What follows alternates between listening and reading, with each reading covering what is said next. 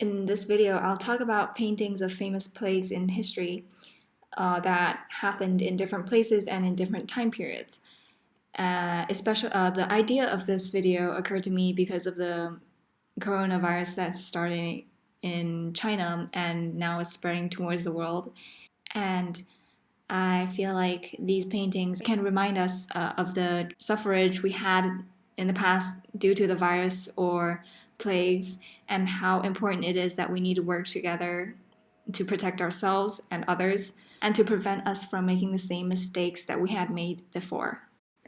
The first painting is called The Triumph of Death, and it is a oil panel painting by Peter Bruegel the Elder, painted in 1562. This painting, as you can see, is very chaotic. It has all kind of chaos happening, people being hanged, dying, jumping, killing themselves.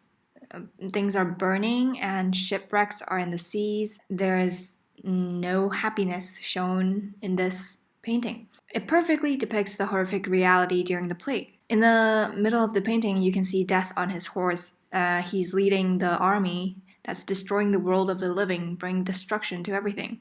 And there's completely no hope found in this painting, as even the living people are being pushed into huge coffins with no chance of survival. The skeletons in this case naturally symbolizes the Black Death happening during the 14th century. And in this painting, there are people, all kinds of people, people who are attempting to fight the skeletons while others are giving up and laying down, trying to enjoy their last moments of life, like the women who are playing the instrument at the bottom right of the painting, who looks distant from all the suffering and tragedy happening around them. The painting also depicts people of different social backgrounds, from peasants to nobles and even the king, who I assume is the person on the left bottom. This shows that people are all being taken by death indiscriminately. The Black Death is one of the most terrible nightmares in human history. It is named after the symbolic black dots growing on the whole body of its patients. It is a severely infectious disease where victims will gradually die in great pain, and in just 3 years, the Black Death has reaped 75 million lives in the world and almost destroyed the whole continent of Europe. The next painting is The Plague at Ashdod, which is an oil painting by Nicholas Poussin, who faithfully recorded the real situation of this terrible plague during the reign of Antony the Great in ancient Rome, where the rotten corpse filled the streets, the porches of the courtyards, and the churches. In Rome at that time, an average of 2,000 people died every day, making it a dead city. During the plague, everyone was equal. Even the most noble Roman emperor was not spared, which this plague was named after. The plague, which lasted for more than 10 years, led to deaths of 5 million people, which is about 1/3 of the total population in Rome, which directly led to the end of the golden age of the Roman Empire. In this painting, I think you can really see Poussin's style of the classical French Baroque, and it's really realistic even though he wasn't there. He worked mostly in Rome during his life, and he painted on religious things, including also historical stories. And I think this painting, which are one of his most famous works, really represents the plague well, showing the despair and tragedy. This work by Michel Serres restores the sad scene of municipal staff cleaning up the accumulating corpse near the port during the Marseille plague. This is one of the two similar paintings by Serres about this plague. The Great Plague of Marseille in 1720 was also a typical man-made disaster. The first outbreak occurred in a merchant ship traveling to Marseille, where a Turkish passenger died of a sudden illness, followed by his doctor and several crew members. When the ship full of virus arrived in Marseille, the port authority originally ordered it to be isolated. However, some powerful businessmen in Marseille thought that this was unreasonable. After all, they still had a large amount of imported goods on board. So the businessmen put pressure on the port authorities to force the ship's isolation measures to be cancelled. After the ship entered the city, the outbreak started. A few days later, the plague sprang up in the urban area. The hospitals were full rapidly, and the citizens were all panicking.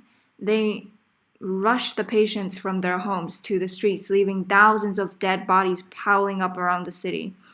People are trying to dig mass graves to bury bodies, but they were soon all filled, until finally France directly ordered the Marseille to be completely isolated from the world with a plague wall, which was 2 meters high and 70 centimeters thick. It was guarded by guards behind the wall, and it's one of the most famous scenic spots in Marseille. It can still be seen in some places today, and it helped prevent further damage from the plague at that time. In this painting, I think it really depicts the suffering and despair during that time, where they use a hook to hook the dead bodies, worrying that the virus would affect them. The next painting, by Carlo Belgiojoso, represents the Great Plague of Milan. From 1629 to 1631, the Great Plague of Milan killed about 28,000 people, making Milan a veritable city of terror. This painting depicts the moments when Milan fell into hell from heaven overnight.